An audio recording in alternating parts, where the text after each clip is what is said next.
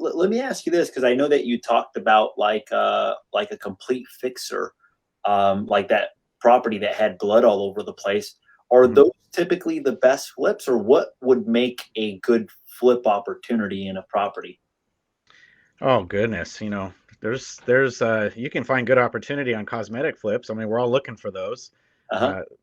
But yeah, we tend to do the houses with major foundation. I would say half of our flips have major foundation issues, so we've really learned that process well.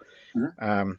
We're taking things to the studs. And here in Southern California in particular, we tend to focus a lot on the LA market. There's a lot of stuff in the hills. There's been some major earthquakes. There's always foundation issues.